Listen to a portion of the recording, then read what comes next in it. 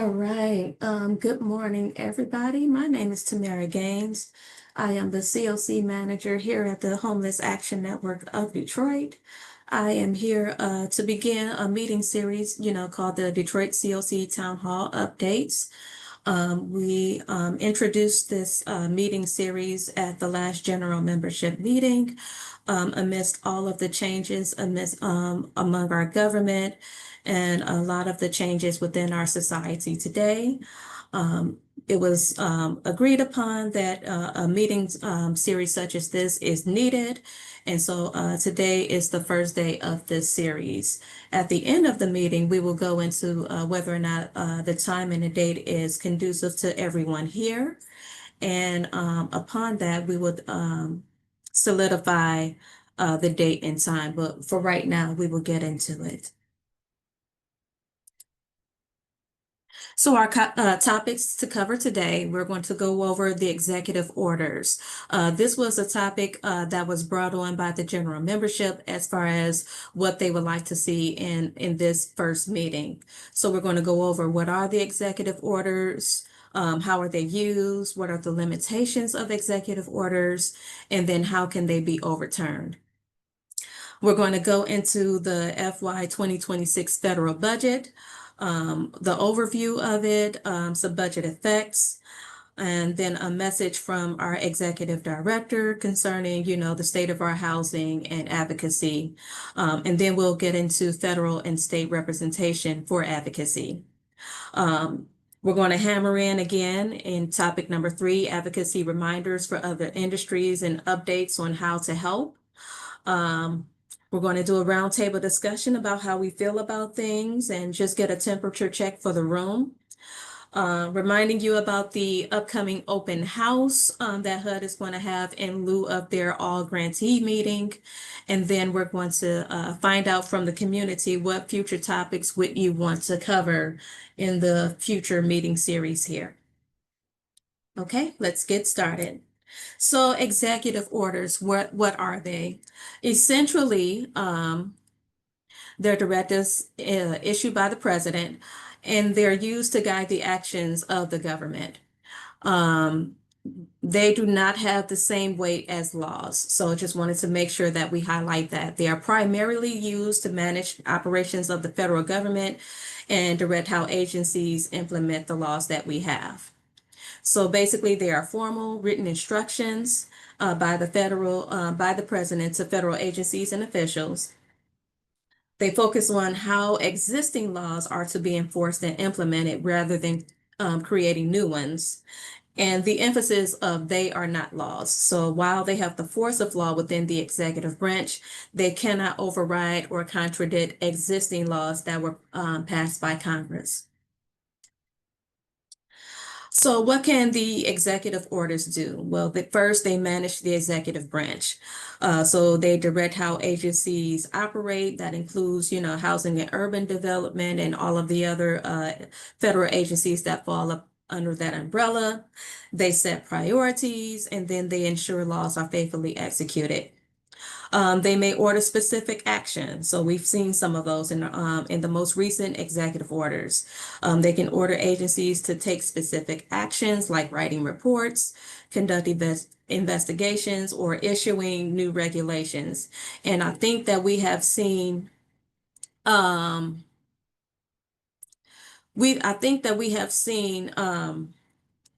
new regulations be executed the most in these recent executive orders. So examples of executive orders can be used for a wide range of purposes, including desegregation of the military, pardoning individuals, and implementing new policies, or the discontinuation of policies. So we've seen very recently the discontinuation of, diversity, equity, and inclusion policies, and also the removal of, the gender identity, removal of that policy, and other things that impact our work. Limitations of executive order. So there are limitations. They do not have legislative authority, so they cannot create new laws through executive orders. They can be challenged. They can be challenged in court. The courts can overturn them if they find them unconstitutional or exceeding the president's authority. They can be revoked. Presidents can revoke executive orders issued by their predecessors, and we've seen that recently with our current administration. Finally, Congress can act. So Congress can pass legislation that supersedes or alters the effects of an executive order. So overturning executive orders, we're going to go over all three branches. So with the executive branch, it's typically overturned by way of rescission, and we've seen this, right? So a sitting president can issue a new order that rescinds or amends a previous one.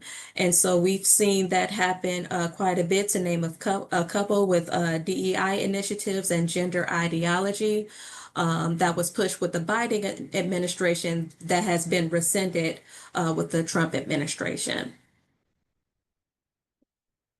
With the legislative branch, Congress can pass a law that directly contradicts or invalidates an executive order, provided they have the constitutional authority to do so.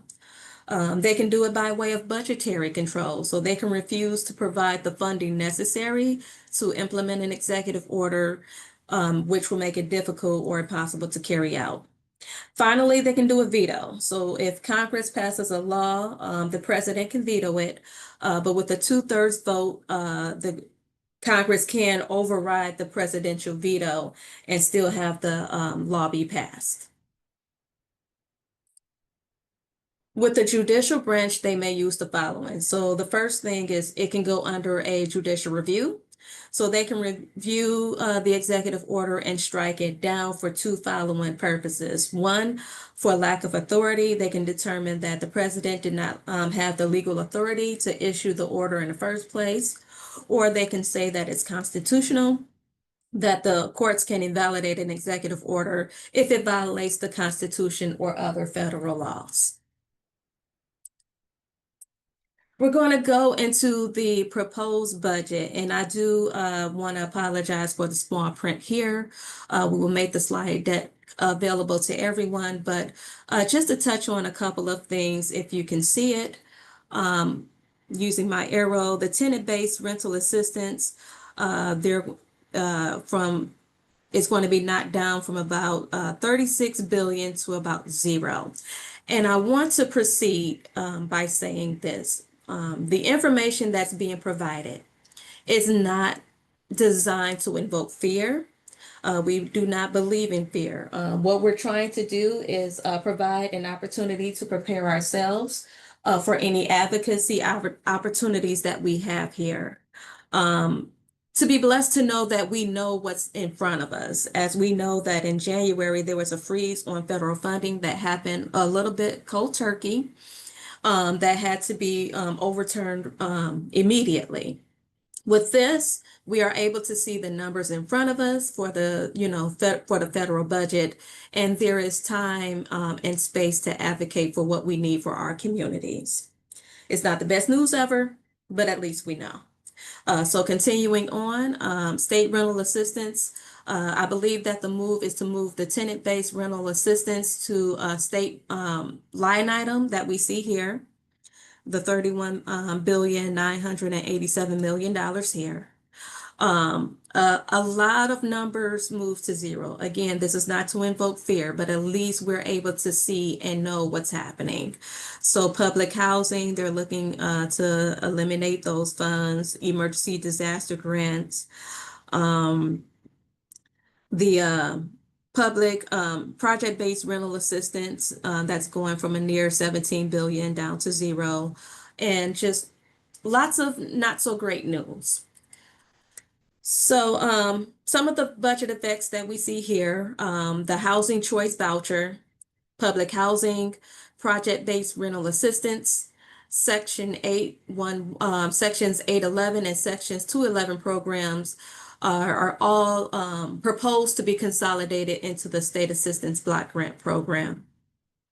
Some of the ramifications is that we've seen that the line item for project-based rental assistance was reduced from nearly 17 billion to zero. Public housing, of course, was reduced to zero as stated before. We also saw a reduction in the community development block club grant reduced to zero. That'll affect local grants for shelter, rental assistance, which is not listed in the line items, but the proposal is to reduce rental assistance from permanent down to a 2-year maximum. And then, of course, the elimination of CoC planning dollars are affected as well with the move from federal dollars going to the state budget. With the elimination of CoC planning dollars, that will potentially lead to the discontinuation of the CoC collaborative applicant, coordinated entry, and HMIS services, potentially. So again, these things may happen if all of this passes. So the CoC application grant, agencies may be redirected to apply at the state level. We don't know that for sure yet, but we're putting this in front of you as when it comes to what we may see in the future. System performance measures may be maintained by either the agency or state level. We may see a discontinuation of the CoC board, general membership, committees, etc. And the community may need to decide how we will continue such collaborations. It may lead to a discontinuation of the coordinated entry model. So referrals for shelter and housing placement may be moved to an agency level, HMIS data. So that may be maintained more so by the agencies and will affect reporting and all of those things. The housing inventory chart may be maintained either on the state or agency level. Agencies may need to create their own reporting documents, and then PIC count activities, if continued, may need to be coordinated more by the community to include data collection and reporting. Again, wanted to make sure that I put in front of everyone and lift up the idea that this is a proposed budget. None of this has been finalized, and this is a deep dive guess as to what this may mean for our communities. Again, for preparation and not to, ignite fear. So now I'm going to go and turn it over to our legendary executive director, Tasha Gray. She's going to go over protecting housing in a really, really heart-driven message from hand. So Tasha, if you will. Hi, everybody. Thank you, Tamara. And thanks all for coming on and being a part of this. I'm glad to see that we are interested and we are ready to do some advocacy. And I think as Tamara shared with the proposed presidential budget for fiscal 2026, advocacy is definitely needed. This will have far-reaching effects if passed on all of us. And so just wanted to share with you all some advocacy points, especially around our permanent supportive housing. As of right now, I think you all know, because you've been experiencing this, you work it day to day. The Detroit CoC, much like the rest of the country, is experiencing a housing crisis. We've seen with our PIC count numbers that homelessness is on the rise, similar to what we've seen across the nation, where there's been about an 18% increase in homelessness. Here in Detroit, we're seeing about a 16% increase. We're also seeing that there are more families that are experiencing homelessness to the tune of about 37%. And unfortunately, our people who are experiencing chronic homelessness, they're at about 26% up from our previous PIC count. And we all know from our experiences working with permanent supportive housing that our folks who are experiencing chronic homelessness have been able to benefit from it. But if the proposed budget goes through, that is something that will be consolidated as part of the consolidation from CoC to ESG. So, in doing so, that would eliminate essentially permanent supportive housing. So the opportunities that folks have that are already in permanent supportive housing, as well as any future permanent supportive housing, would be, unfortunately, those opportunities would go away. Right now, we know that PSH represents about 85% of our CoC funded units. So that is a significant reduction in our housing stock, and would really be detrimental to our community, to our CoC, and to the people who need those services, right? And we're talking about folks who may have disabilities. As you all know, we're talking about folks who have experienced long-term or repeated episodes of homelessness, and may not fare well in some of the other housing projects that may be offered through ESG or other means. Could you go to the next slide, please? And these folks have done well. Folks who are placed in permanent supportive housing have been able to maintain that housing at a rate of 98%. So though permanent supportive housing may be limited, we know that when we get it to the folks that is targeted towards, it is working for those folks and it's working to the tune of 98%. So we don't want that resource to go away, and we lose that housing opportunity for those who really need it. So I would encourage you all, as I mentioned earlier, advocacy is going to be a powerful tool during this time. My understanding is, and I don't know if things have changed, but last I checked in on it, is that the president is hoping to have everything wrapped up with the fiscal 2026 budget by July 4th. And we know that that is coming rather soon. And so what we encourage you all to do is to reach out. The budget has already passed the House, as you all know. So now it's at the Senate. And so we encourage you all to reach out to your senators, to our senators. And I think we have some contact information that we'll be sharing as part of this slide deck. And I think it's also been in our newsletter as well. But we're encouraging you all to reach out to your senators and let them know the work that you do, how it's benefited the folks that are in our community. Testimony from people who are in PSH is a powerful tool, especially for our legislators that are not always as connected on the ground level. But it's going to be critical that you all reach out to our senators, and we do that soon, so that we can save the resources that have been benefiting our community.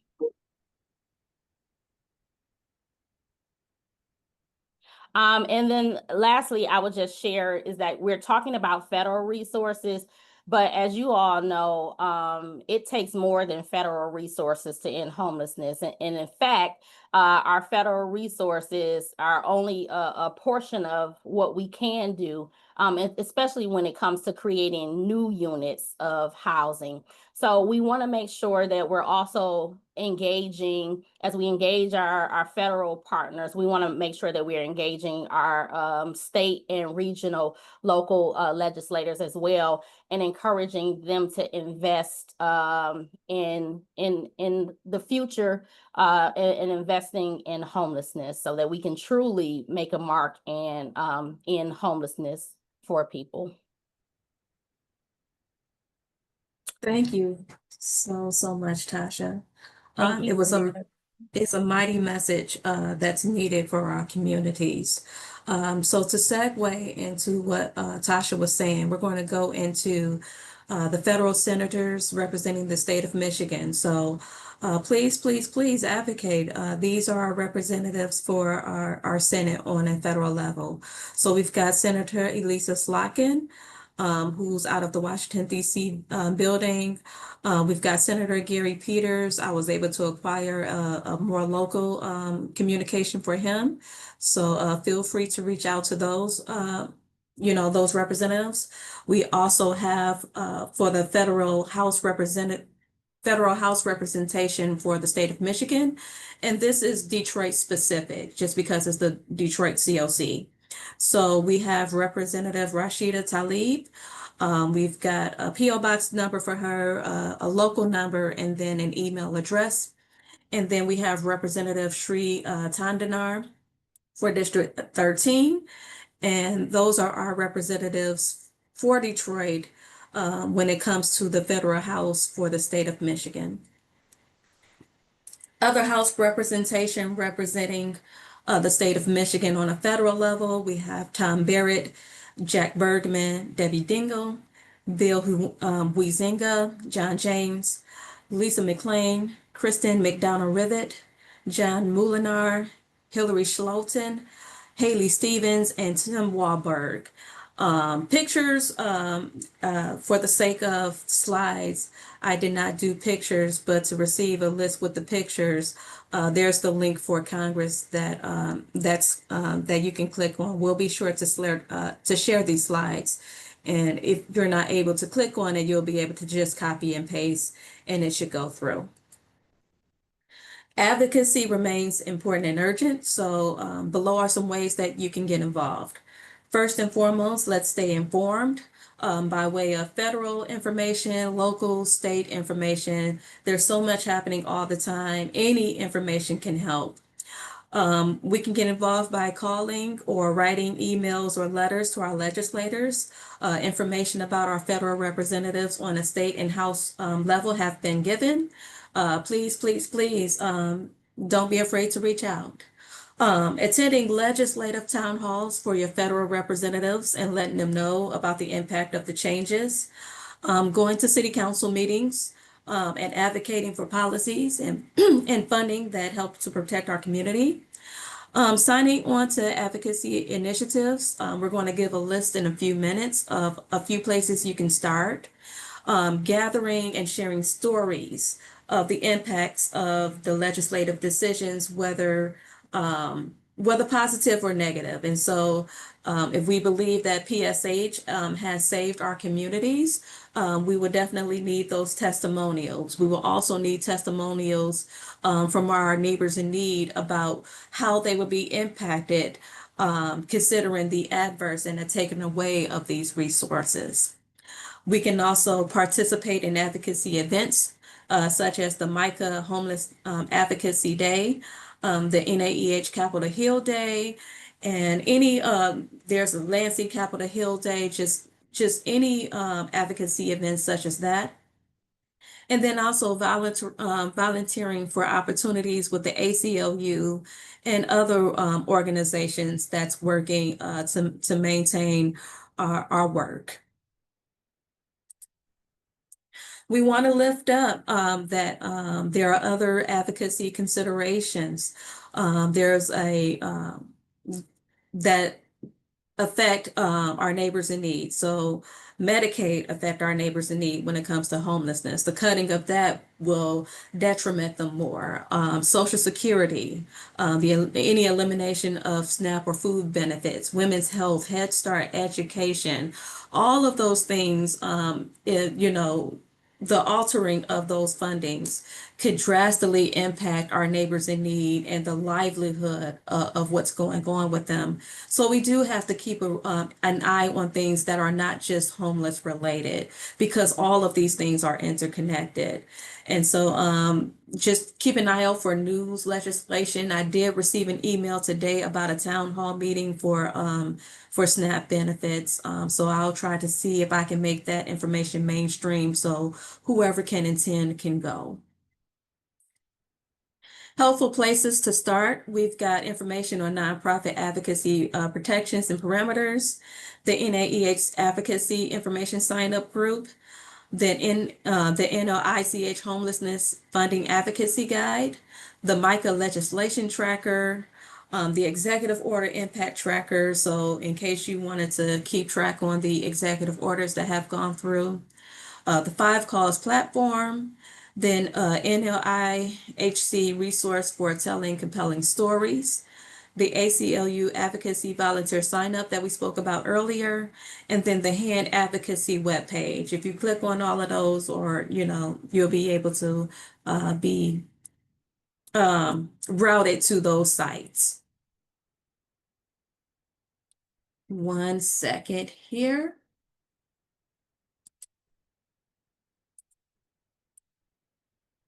Now, what I'm going to do is just open the floor for an open discussion. I would like to get a temp check of the room. Um, Anyone who wants to come off the mic and touch on any of these subjects, whether it's prior success with reaching out to Congress, preparations that you may have with clients about the proposed budget, alternative to approaches to funding that you may want to share, advocacy opportunities that you may know of, or any overall sentiment. So at this point, I am just willing to just open the floor for the room. And I am going to ask Chelsea to help with the hand raising here so that we can identify folks.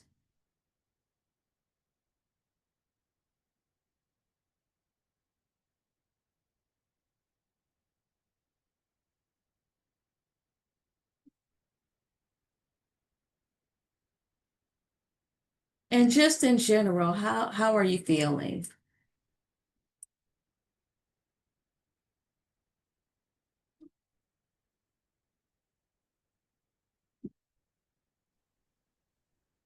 I think I see someone speaking, but they may be muted.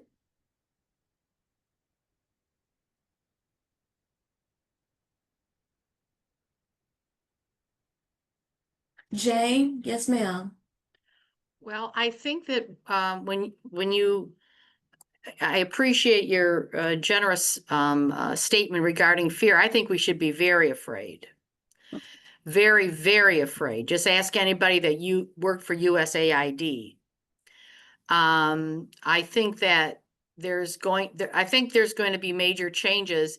But there's a couple of concerns I have. Not concerns, but I'm thinking that Republicans, well, a lot of people like block granting funds to entitlement communities. And I think even HUD thought 20 years ago that the CoC funds would eventually end up in the hands of not nonprofits, but entitlement communities who receive CDBG, ESG, et cetera.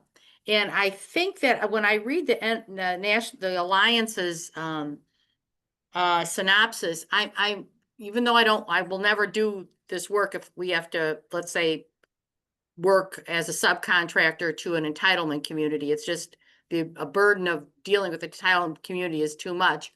But I'm not sure that permanent supportive housing would be eliminated, because I'm not sure that the funding would be the controlling legal authority would be 24 CFR 576. It could still be block granted and be 24 CFR 578, which would allow permanent supportive housing. So I'm not sure that the Alliance has that correct. That is a possibility. And Amanda, what information do you have regarding the 2-year grant term for the renewals that were approved from the fiscal year 25 budget? Yeah, you got to do the date dance, right, to get it figured Yeah. out. Yeah, good question. So, and maybe I'll just, before I respond to that question, Jane, I'll also kind of comment on your prior comment about, the question around PSH. I mean, there is, some of what we have been seeing regarding this fear, or this notion that PSH may no longer be, eligible to be funded. That's based on our understanding that if the proposal to kind of put the funding that would normally be for CoC programs under the ESG regulations, which those were one of the regs that you cited, under ESG, permanent supportive housing is not an eligible activity. So that's right. That's right. So I think just like CoC planning is not an eligible activity, coordinated entry grants, those direct grants that we have are not eligible. So that's where we kind of got some of that. But to your point, I think there is, and really with all of this budget stuff, a lot of things that are unclear, a lot of things that are a little vague, which doesn't necessarily alleviate any, concerns. One thing I will, so then going to your question, Jane, I did kind of put this in the chat. So for all of our continuum of care funded programs, so which is largely permanent supportive housing, but we also have rapid rehousing, coordinated entry, CoC planning, HMIS, and our YHDP projects. So those projects all currently have or should be receiving, kind of in their inbox, their grant agreements for their 25-26 grant terms. That's the FY 2024 funding. Right. Additionally, and this gets to that kind of 2-year NOFO part, our understanding kind of as of today is that those projects will also be renewed for their 26-27 grant terms. Now, the actual mechanism of how that renewal is going to work is a little unclear. For those of you that are CoC funded programs, I did send some information directly to our recipients about a webinar we're having on July 11th or July 10th to specifically talk about some of that. Our understanding is that there will be a process, and somehow, again, we're not entirely clear what that is, that those grants will then be renewed for their 26-27 grant terms. So really, and the 26-27 grant terms are spending fiscal year 2025 funds. Right. So the CoC grant timeframes, it's always a little weird. So when we're talking about this FY 26 budget with like the really scary stuff, that if implemented, we would probably really start to see that kind of hitting the ground in 2027 at some point. I mean, obviously there would be things we would know about that would be happening before that, but when it came time to like, okay, now the money is no longer here, that based on our understanding would start in 2027. Based on our understanding as of today, right? This is a sort of a fluid situation. So Right. Thank you, Amanda. I just think that we should be, I know I saw your message, Tasha, block grants, but that's an arrow over the bow. There, even red states and red entitlement communities want their CDBG. Trust me.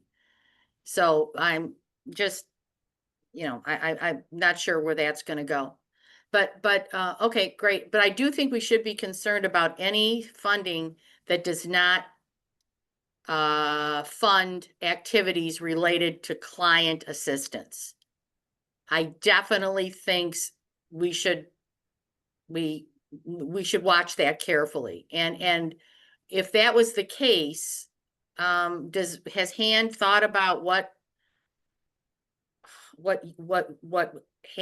how HAND would be funded if the CoC planning dollars were eliminated? I'm going Yeah. to defer. Yeah. Yes, please go ahead, Of Tasha. course we have, Jane. Good. We're having those conversations internally with our board.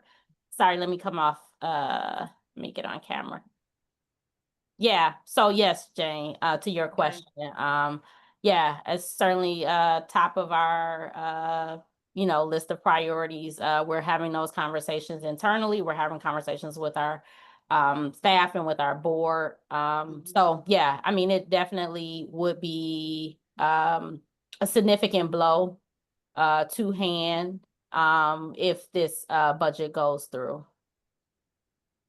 And then what I would like to add, Jane, is that when I say not to fear, it does not also mean to take things lightly.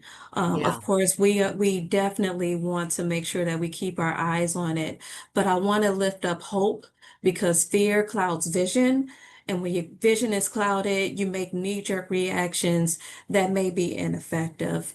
And so just wanted to be helpful to make sure that we have a good foresight, at least we know, because again, back in January, there was an attempt to cold turkey cut everything, and that completely blindsided us, right? But now we see the numbers in front of us. As Amanda stated, if everything goes through, then it'll be effective in 2027.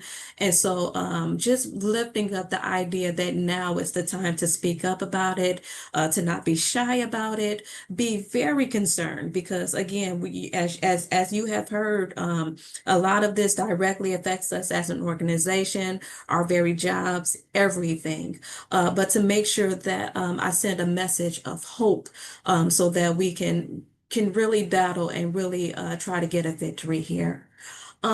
Eleanor, I see your hand raised. Yeah, I just kind of, as we're protecting the agencies, and I know that is the topic, because if there's no agencies, you're not able to serve the people. Just wonder, like, what messaging, how are we preparing the community?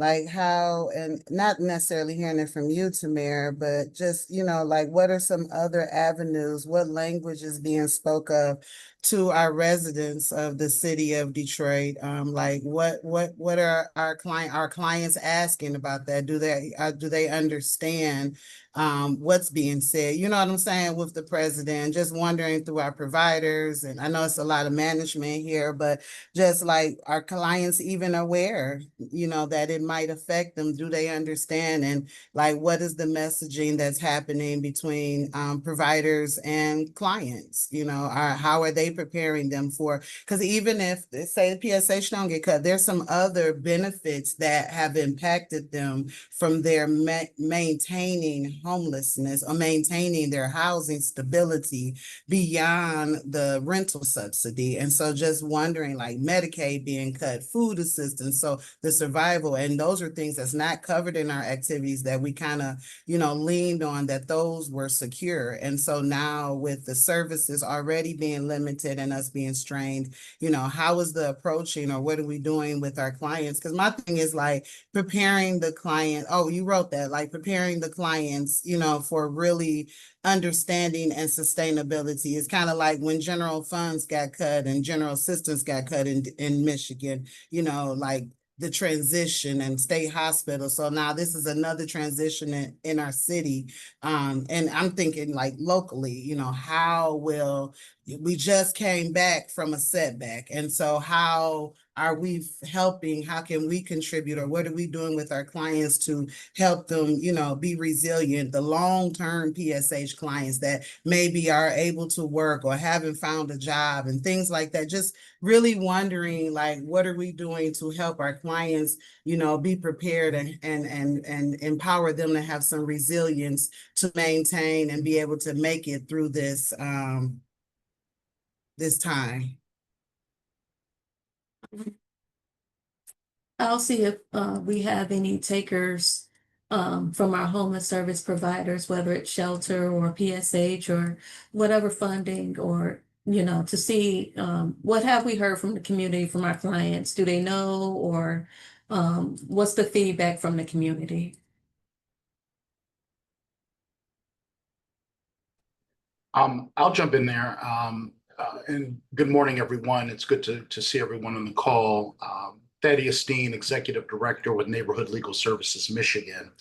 I will say that we've tried to shift our conversation at our intake process with clients and throughout our existing relationships to talk about these proposed changes and the need to continue to advocate and voice concerns. And I think a lot of that happens with our case management staff, and the importance of just being open and transparent, and shifting our mindset of how do we begin to start preparing our clients for long-term self-sufficiency and stability. I will say that, obviously the challenge is right, the motivation, right? But I think what we've been emphasizing with our case management team is to be consistent, and to continue to reiterate the importance of, the way that this political climate is set up right now. We don't know what's going to happen, and nothing is ever guaranteed in life. and tomorrow is not promised for anyone.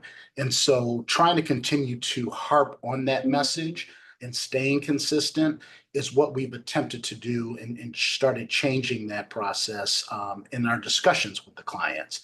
I actually had a client that came in yesterday that just happened to ask for me. I don't have any oversight of their case, but we actually had a good 30-minute conversation talking about some of these points of the other benefits that potentially could be cut, and just again the importance of preparation and leaning into us to kind of help guide them through the process.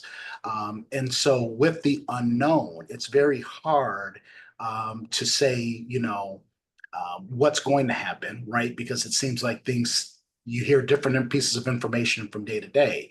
But I think at the very entry level, that's where we can start shifting our focus and really leaning into case planning and preparation in order to kind of help guide the client through that process. And so hopefully I was able to kind of articulate what we're doing here. But I am very, very interested to hear what other providers are experiencing as well. Thank you so much, Mr. Dean. I appreciate your testimony. And it is quite paramount that we do begin to have some of these transparent conversations for stability, long-term stability outside of funding. Even if it doesn't go through, we can pretty much expect that the push is going to continue. So I think the more that we arm our clients, the more that we'll be able to, to help prepare them more for the future. I'm going to go to some of the comments here and just uplift some of the statements here. Wanting to make sure that we go to Amanda's point about the additional context that it's the understanding is that they'll be renewed for the 2026 grant terms. So any FY 2026 budget reductions will likely to be realized at some point in 2027. We wanted to make sure that we uplift Cass' comment about not hesitating to be annoying just because we don't get a response the first time.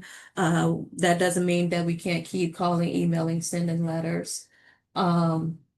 We must, Eleanor says that, as benefit entitlements become increasingly limited, we must be prepared to support our community through this challenging transition. Detroit residents already navigating the weight of our systemic urban bias as structural barriers are now facing a significant cultural shift that demands our collective action. It's critical at this moment that we approach this moment with compassion, foresight, and a commitment to equitable solutions. Amen to that. Yes, Brian, the last 5 months feels like an unrelenting assault on helping people. Some information from Lydia saying that Representative Shri Tandanar's office has been very responsive and has assisted several of her clients to remove specific barriers within state and federal systems. His office is likely advocating for these things, but it doesn't hurt to reach out. And so that is helpful information. We hear from Kaylee saying that they are frustrated and discouraged, understandable, and that she just has to keep reminding people that by reaching out and calling around for additional assistance, that they do their best they can for themselves, and we will keep them updated with any funding or other updates. Yes. And yes, Detroit is known to be the comeback city with proper support, and we can be proactive and support each other. Yes, yes, yes.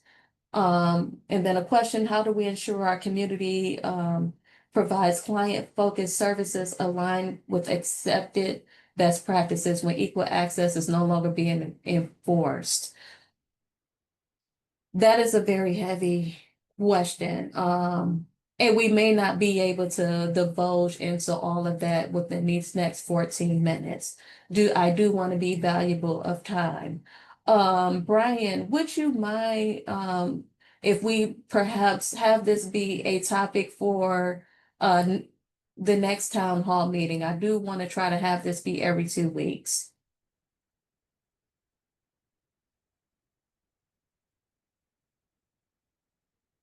thumbs up if if that's okay with you. Tamara Please. with the thumbs up. You also have a hand. I don't know if you see that. Oh, I haven't seen it yet. Cass, if you will. Yeah, so generally, like what I tell my clients when they express concern, this came up somewhat recently for me, where I do outreach with CHS, and I had a client that was hesitant to be enrolled because the way he put it, he watches the news, and he was worried about the funding. And I basically, what I told him and what I've been telling clients is it's okay to be afraid. That's a very human response, but they can't defund all of us. Just like they can't silence all of us. They would like to, but they're not going to be able to. And I think one of the biggest things that we can do is assure them that we're going to keep doing our jobs every day for as long as we can. Because again, it doesn't cost anything to be kind, and nobody gets to vote on that. And no one ever gets to vote on your actions. But generally speaking, I am also just very blunt with clients. I explain to them exactly how it works. We've had long discussions like this before, where we talk about policy and we talk about like the political. If we don't know something, we look it up. And I think the biggest other thing that I tend to tell them, because once my clients move in, I'm not their case manager anymore because I strictly am outreach, but I try to help them build a network. So like if they're worried about Medicaid, then I tell them about the CHAS clinic, completely free clinic through NSO that will even do transport, and that it's important to use these things and rely on these things so that they can keep their funding, and to just get to know your neighbors and be close to people, because that's how we're going to get through it, is by relying on each other and our neighbors and assuring them that maybe the feds are backing down, but we can make sure the city and the state don't. Agreed. I appreciate that fire. Thank you so much, Cass. And and again, we've got to we've got to keep that fire going.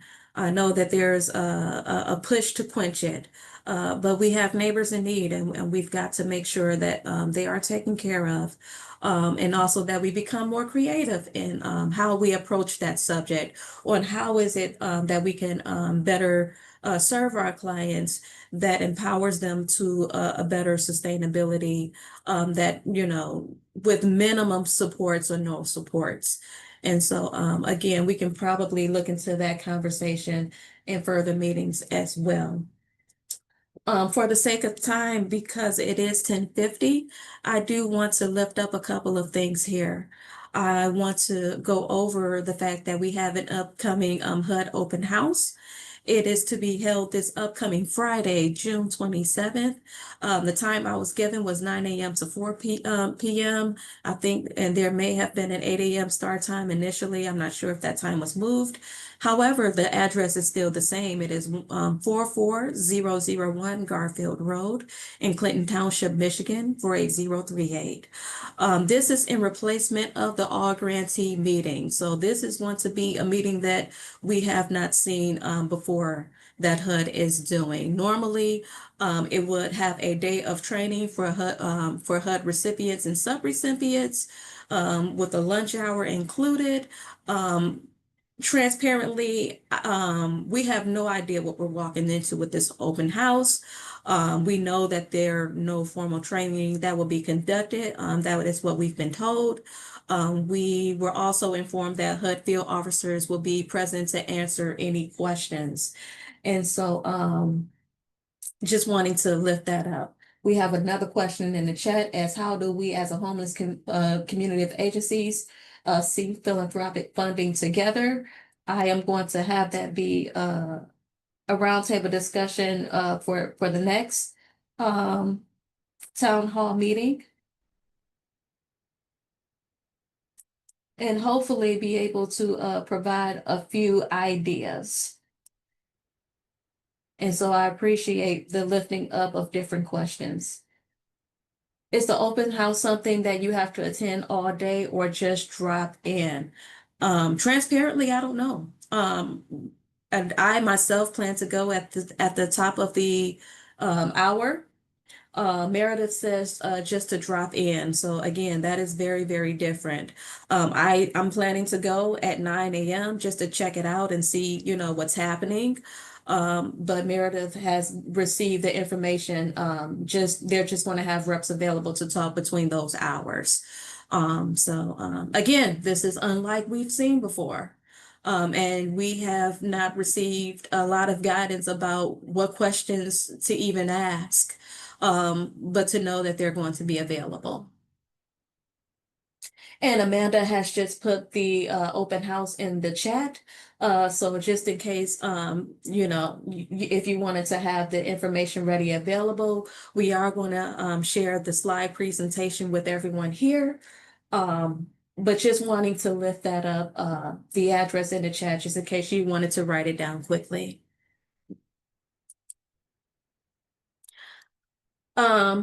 Feedback on this first town hall meeting. And then secondly, I'm looking to do this every couple of weeks so that we can cover some of these topics about how do we prepare clients for long-term stability, how do we do philanthropic fundings, so that we can continue to hear from each other and talk to each other through all of this and keep the communication strong. I believe that with the strong communication, we can tackle some of these things and really get ahead of the game when it comes to servicing our clients in a more unique way that's needed, considering the circumstances.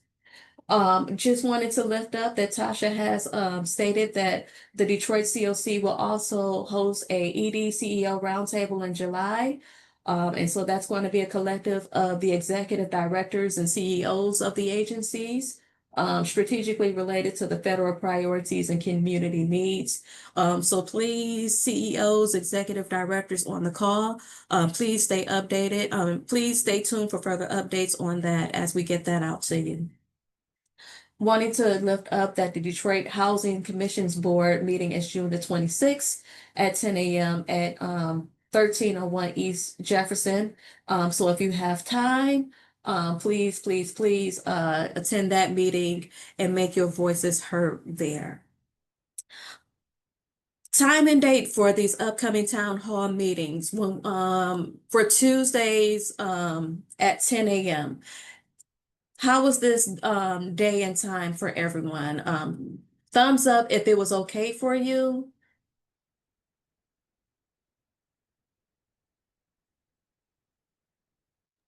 There's like an explosion of thumbs up. Okay. Okay, Zoom good. Zoom is Okay, doing a good. new thing where like your little reactions now like fly across the screen. It looks like a video game. Awesome, awesome, Very awesome. So we will keep exciting. it. So we will keep it at Tuesdays at 10 a.m. I'm anticipating that the next one, and we'll get that out as soon as possible. The next one is going to be, let me see, 2 weeks from now. So we've got the 4th. No, wait, that's June. We've got the 8th. So I'm anticipating that the next one is going to be July the 8th at 10 a.m. And what I'll do is I'll have that be the every 2 weeks the meeting series. So you should receive an invite for a meeting cadence instead of a meeting by meeting invitation. Dr. Sam wanted to drop in a link in the chat for deeply affordable units that's still available at the Alex. And please reach out and email directly as they're working with folks for sustainable housing in Midtown. So thank you, Dr. Sam, for all of those interested. Please feel free to click on the link. There's an agency admin meeting all at the same time. Okay. Thank you for that. So how does every 2 weeks starting on the 15th? Can I get an explosion of thumbs up?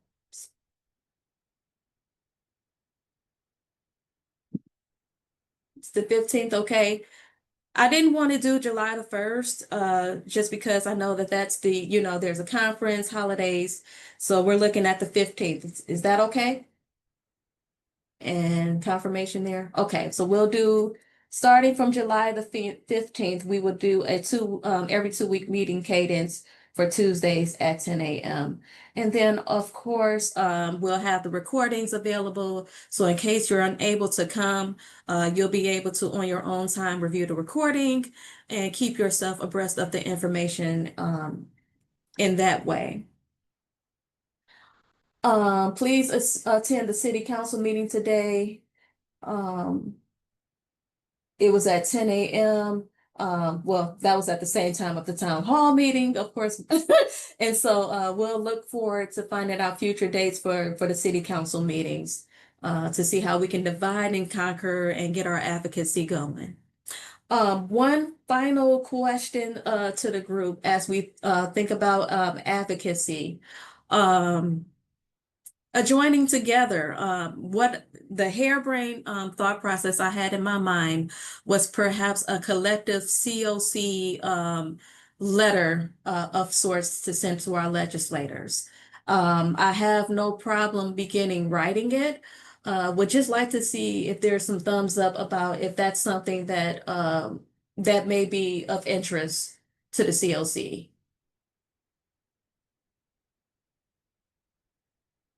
Are we getting some thumbs up? I can barely see.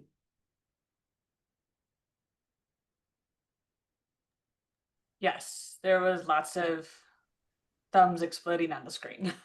Okay. I don't know Oh, how I okay. feel about this new feature in Zoom. It's a little unsettling, to be honest. Okay. Oh, yeah. And then they said the city council meetings, the city council meetings runs until about 12 or later, Tar? Yep, sometimes they run past that. I mean, they go. So Okay. Okay. So it's not too late to join in after this call. And then Eleanor, if you have any links or ways to get into that meeting, please, please, please share it before. Oh, they're in closed session now. Okay. Well, we'll try to have some information about the next meeting made available to the group.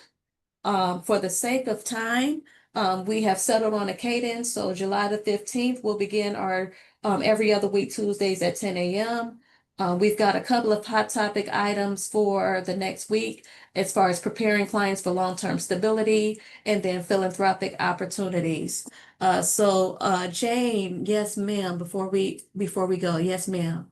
I think it's great to submit a letter of advocacy on behalf of the CoC, but I'm wondering if there's not a template that's been generated by, let's say, the National Alliance that Okay. uses good policy wonk language that people who are the recipients of the letter were speaking their language. Because sometimes I've worked with legislators and they get beautiful, heartfelt, emotional letters, but they go, it's got nothing to do with how it really works. And sometimes the National Alliance, I know Steve Berg crafts these using language, but I'm not suggesting we have to use it, but sometimes that's helpful. Thank you. Let's not reinvent the wheel. So hopefully what I'll do is I'll try to dig up some of these templates and have it ready for the for the July 15th meeting. So I do appreciate you lifting that up because we don't have to reinvent the wheel. If there's something else that's out there that speaks the language of our legislators, by all means, let's use that. So I appreciate you. Thank And you. one more thing, maybe I'm sorry, I was distracted for a moment, but maybe we should invite some folks from entitlement communities who are responsible, who are the current recipients of ESG, CDBG, and let them know what their thoughts are on what's coming. Mishta, but usually, unfortunately, entitlement communities send people that don't know much. They have to go back and get information. But I would be curious what the entitlement communities are thinking about what's going on, because they have greater skin, like a lot of skin in the game in this, a lot. Okay. Gotcha. And then also to lift up to the community, Tasha and I are planning to meet with Mishta tomorrow to go over this budget and what it may mean. We don't expect them to have any answers. It's a Hail Mary to find out if they know anything at all. But if we're able to find anything that's helpful, we'll be prepared to share that with everyone on the call and everyone in the community, and to keep that communication going as well. But I've got your note about inviting entitlement communities to the meetings as well. Thank you so much. All right, we are at 11:02. I do apologize for being 2 minutes over, but please be on the lookout for the next invitation, July the 15th. Until next time, thank you so much, and please keep the communication, keep the faith. We will get through this. Thank you. Bye-bye.